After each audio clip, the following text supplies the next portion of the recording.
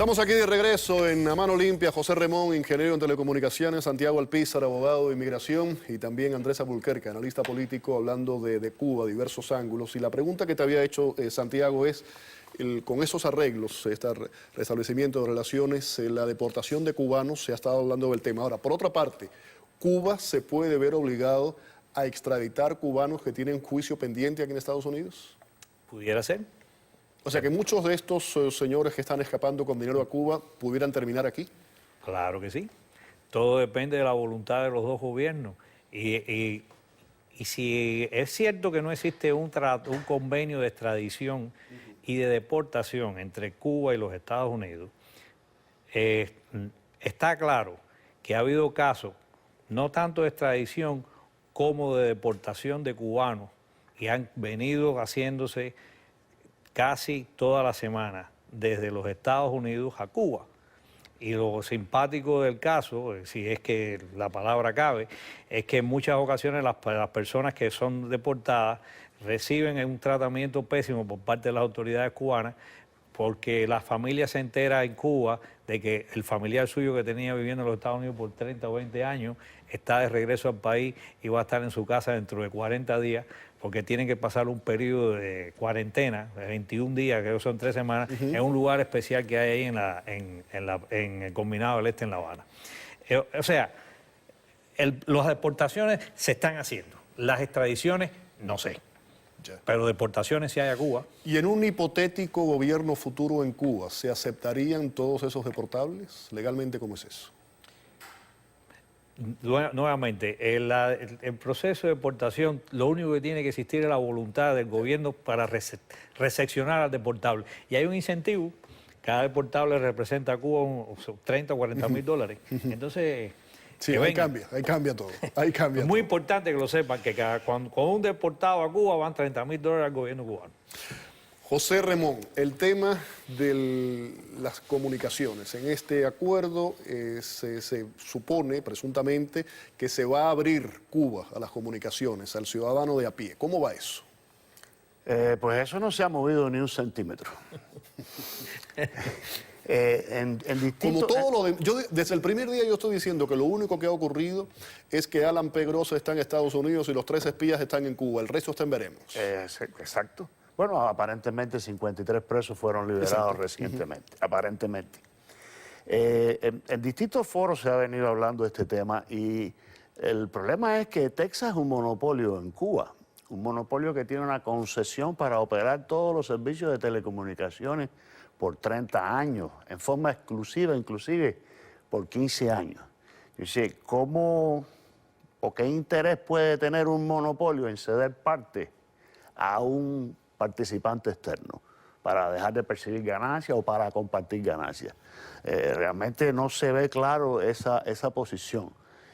Se pudiera beneficiar si se permitieran a inversiones de manera tal que se pudiera desarrollar mucho más la tecnología de las redes, de la red de datos, del internet, los propios celulares que están solamente en tercera generación en Cuba. Pero yo no veo eso como una posibilidad inmediata por las legislaciones vigentes y por el hecho de que es un monopolio. No hay otro proveedor en Cuba para servicios de telecomunicaciones. Entonces, ¿para qué darle acceso a alguien? Hace 2 años atrás había un socio italiano que de hecho durante los últimos 20 años la participación de Italcable dentro de las telecomunicaciones de Cuba permitió un desarrollo, digamos que real, en esas telecomunicaciones. Se modernizaron las centrales telefónicas, se instalaron miles de teléfonos públicos, es decir, hubo un avance. Se instaló fibra óptica de un extremo a otro de la isla para lo que es la columna vertebral de esas comunicaciones. O sea, con una participación extranjera se venía haciendo eso. Y sin embargo, ¿qué pasó? Pues le compraron las acciones a Italcable y todas esas acciones han ido a pasar a compañías cubanas. En adición a eso, como decía anteriormente, se hizo una concesión en febrero de este año a Texas. O sea, es uno de los pocos casos que se conoce dentro de las relaciones económicas de Cuba, porque las relaciones económicas de Cuba son crear empresas mixtas. Pero que yo sepa, es el único caso en que hay una concesión, que es un término económico totalmente diferente. Andrés, como parte de este anuncio, este convenio de Obama, Raúl Castro, la famosa conversación, hay esfuerzos presuntamente para incrementar el acceso a las comunicaciones en la isla de una forma libre. ¿Pudiéramos el día de mañana que en Cuba sea legal, por ejemplo, por lo que condenaron a Alan Pegrosz? Sí. Sí, ¿no? No, te voy a decir una cosa. En este momento en Cuba es legal tener moneda extranjera y por eso condenaron Y a años millones de atrás personas. tener divisas era un delito, correcto. Es decir, en este momento en Cuba se puede hacer una crítica dentro de ciertos límites y por eso hace años ibas preso y botaban la llave. Es decir, Cuba es el país de estos contrastes.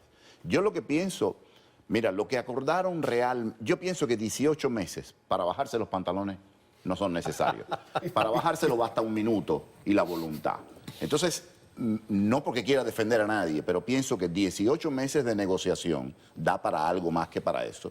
Y es muy probable que Cuba haya cedido en algunas cosas, no sé hasta dónde, que no hayan considerado oportuno decírselo a nadie, quizás para apuntalar a Raúl, porque lo que no sabemos es cuán poco apacibles son los amaneceres en La Habana. Lo que no sabemos es hasta qué punto aquella cosa que parece tan monolítica está fracturada. Y los talibanes estarán pensando, entonces, de mayor para arriba, de mayor para abajo, ¿a quién van a sacrificar?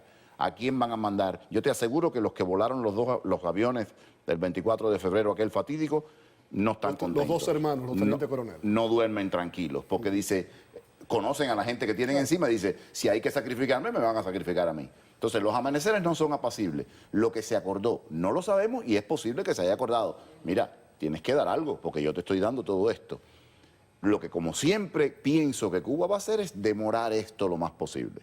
Y empiezo por Santiago, ganar tiempo y demorar lo más posible, demorar lo inevitable, porque es inevitable. Pero usted se refiere también en términos de las comunicaciones. Sí, en el término de las Es que comunicaciones. recientemente ha circulado una noticia o rumor de que se iban a establecer servicios de Wi-Fi en Santiago de Cuba.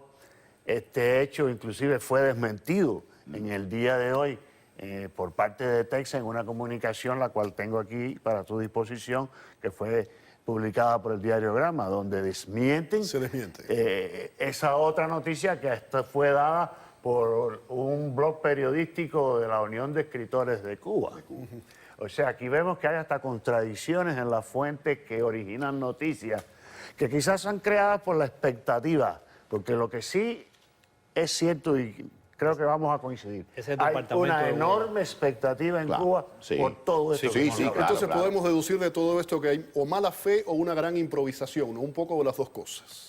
Yo creo que hay de las dos cosas. Sí. Y es cierto lo que están hablando. Yo, obviamente, por mi trabajo a veces me comunico con la gente en Cuba y la expectativa sobrepasa las ansias de cualquiera. Están la gente expectante, creen que todo va a cambiar, que esto sea una panacea. Y esto de... Yo tengo que irme, quiero un sí o un no casi. ¿Ustedes consideran que mucho de esto es más paisaje, fuegos artificiales, lo que estamos viendo, que otra cosa? Yo considero que son fuegos artificiales. Santiago. Yo también considero lo mismo, sobre todo de parte de Cuba. Aquí las expectativas son otras. Seguramente, pero no se sabe lo que pueda pasar con el imponderable.